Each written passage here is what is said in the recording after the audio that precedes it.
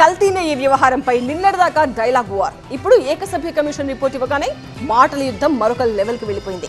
పాపమంతా నాటి పాలక మండలిదే అని అధికార పక్షం ఆరోపిస్తుంటే అది ఏకపక్ష కమిషన్ అని విపక్షం ఎదురుదాడికి దిగుతోంది. ఈ రాజకీయ రచ్చ ముందు ముందు ఎటువైపు టర్న్ అవుతుందన్న చర్చ జోరందుకుంది.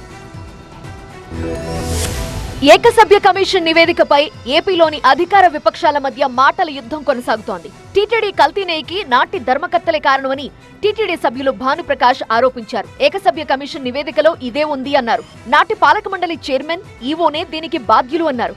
వాళ్ళని వదిలిపెట్టే ప్రసక్తే లేదన్నారు. ముఖ్యంగా ఆ రోజు ఉన్నటువంటి ధర్మకర్తల మండలి అప్పుడున్నటువంటి నియమ నిబంధనలు సడలించినటువంటి కారణంగా అప్పుడున్నటువంటి ఈవో సింగాల గారు, ధర్మారెడ్డి గారు, దాని తర్వాత కరుణాకర్ రెడ్డి గారు, సుబ్బారెడ్డి గారు వీళ్ళందరూ ఈ మహాపాపంలో భాగస్వాములుగా భావిస్తున్నాం. ఖచ్చితంగా వీరందరి మీద చట్టపరమైనటువంటి చర్యలు తీసుకునే అవకాశం తొందరలోనే ఉంది. కల్తీనే ఈ వ్యవహారంలో సూత్రధారులు ఎవరని ప్రశ్నించారు టీటీడీ బోర్డు మాజీ సభ్యుడు రమణ. వాళ్లపై ఎందుకు చర్యలు తీసుకోలేదని ప్రశ్నించారు. సిబిఐ, సిట్ టచ్ చేసిన అంశాలనే ఏకసభ్య కమిషన్ ప్రస్తావించిందన్నారు. ఇప్పటికీ లడ్డూలో నాణ్యత పెరగలేదన్నారు. తిరుమల లాంటి పవిత్రమైన స్థలంలో ప్రసాదాల విషయంలో L1లు L2లు ఏంటి?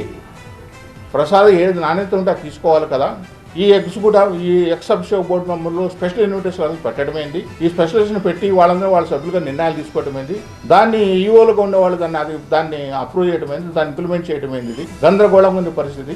మరోవైపు ఏకసభ్య కమిషన్ ఏకపక్ష కమిషన్ గా మారిందన్నారు టీటీడీ మాజీ చైర్మన్ భూమన కరుణాకర్ రెడ్డి. చంద్రబాబు ఎలా చెబితే కమిషన్ అలానే చేసింది అన్నారు. దినేష్ కుమార్ ను చంద్రబాబు ప్రలోభ పెట్టారని అన్నారు. దినేష్ కుమార్ పక్కా కరప్టెడ్ అధికారి అని ఆరోపించారు భూమన.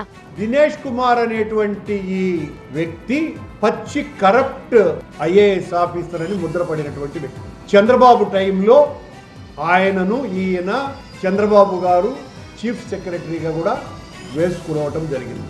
కూటమి ప్రభుత్వం అధికారంలోకి వచ్చిన తరువాత తిరుమల లడ్డూ కల్తీ వ్యవహారం చుట్టూ చాలా కాలంగా రాజకీయాలు తిరుగుతూ వచ్చాయి. లేటెస్ట్ గా ఏకసభ్య కమిషన్ నివేదికతో ఏపీలో పాలిటిక్స్ హీట్ మరో లెవెల్ కి వెళ్లిపోవటం ఖాయంగా కనిపిస్తోంది.